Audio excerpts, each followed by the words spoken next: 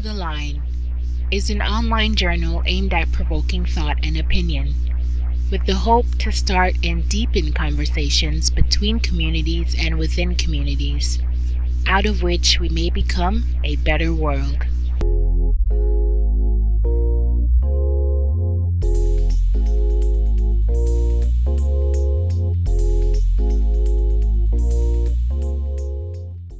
I think my next one would be to say anyone can make an honest mistake, and I'm particularly proud of this one.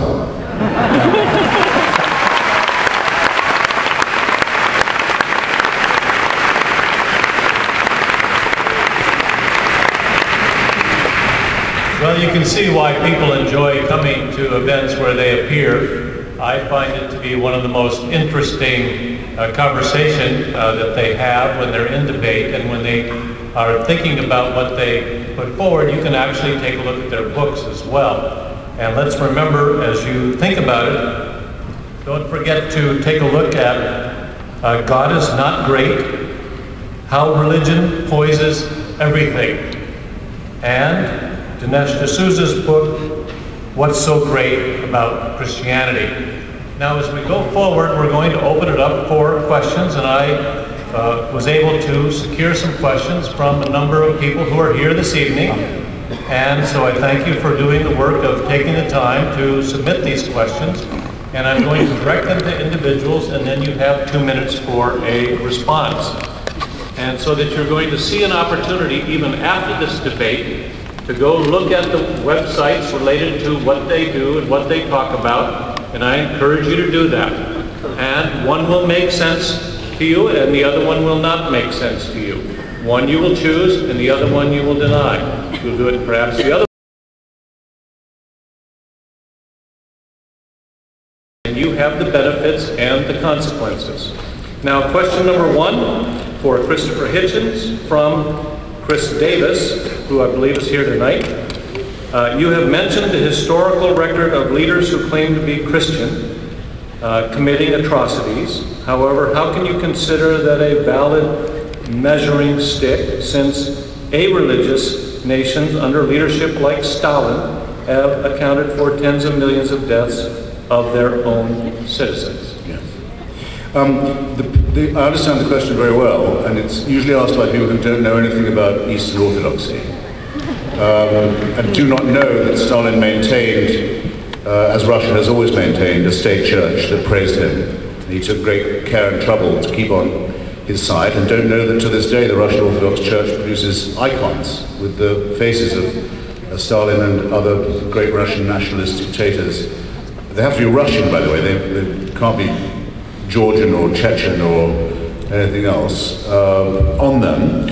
And this is a very old history that goes back to Tsarism and to the idea that there is a holy Christian special character to the Russian people that is best expressed when it can't be done through serfdom, through dictatorship, slavery, and other means. There's nothing secular about Joseph Stalin's, let alone atheist about Joseph Stalin's dictatorship, which was one of witch hunts, show trials, inquisitions, heresy hunts, and all the rest of it. For Mr. Davis's question to be a valid one, and to say, I show you what theocratic dictatorships, from fascism, Hirohito, the Inquisition, the Russian Orthodox serfdom, and the rest of it are like.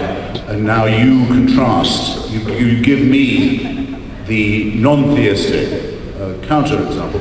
That person would have to come, Mr. Davis would have to come to me and say, here's a society, we can point to it, that decided to teach its children and its citizens that the main people worth studying were Lucretius and Epicurus and Galileo and Spinoza and Thomas Jefferson and Thomas Paine and Albert Einstein, and that society fell into immorality, slavery, bankruptcy, and war. And then we'll have a level playing field for this discussion. But so far, we haven't hauled humanity far enough away from the horrible temptations of religion and absolutism to make that comparison.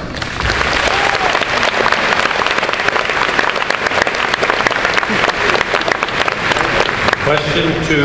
The questions do, is any rebuttal or none at all? hadn't really thought about that. You have 1 minute. Fine by me. Okay with you? We'll do the... Hang on a second. How about the 2-minute answer? This is now a very novel debate. We now have a rebuttal on the simple question, please. My rebuttal is just an appeal to applying a fair standard.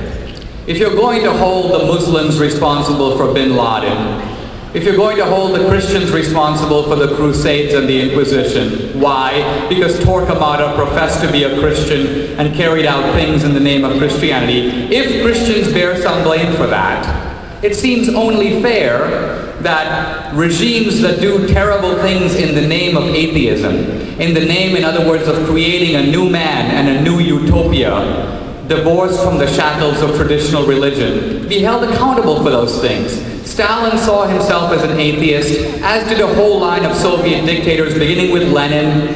And so to then say, well, gee, but you know, the czars had their own secret police and there happened to be an Orthodox church. Stalin really got the idea from those guys. And by the way, Mao was born a Buddhist, even though he renounced all that and embraced communism and atheist ideology and killed tens of millions of people in the name of this atheist ideology. No, we still get to blame the Buddhists because they were really behind it. What kind of argument is this? If you're going to hold Christians responsible for the crimes of Christianity, let's hold atheism responsible for the crimes of atheism.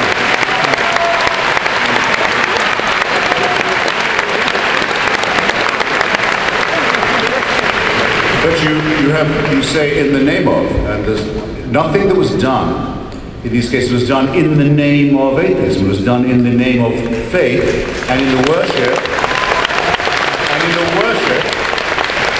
and absolute trust in someone who is in one case a seminarian and in the other case, as you say, a Buddhist. You have to compare like with like. Show me a secular regime that admires the philosophy and ideas I've been putting forward this evening that degenerated for that reason. I'll show it to you. Otherwise, you have to accept everything, which you hadn't, by the way, up till now. You had not accepted what I'd said about the faith-based and nature of, and the alliance with Orthodox and official Christianity of fascism and National Socialism.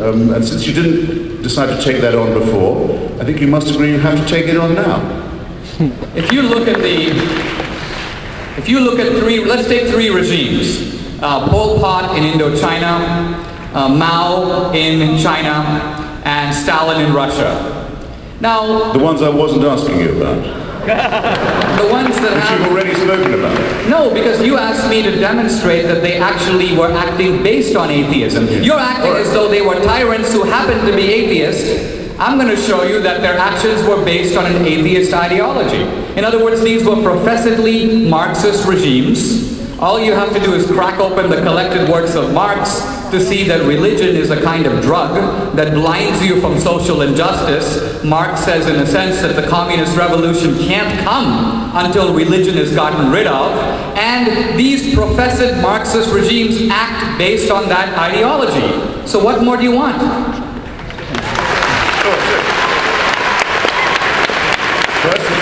You have one more opportunity. And we're creating a new kind of debate. Yeah, We've got the new atheism. New debate. All right, please. It's amazing the things that people believe people said, like Dr. Johnson never quite said, depend upon it, sir, man when a man knows he's to be hanged, and so forth. Here's what Karl Marx says about religion. Anyone can look it up.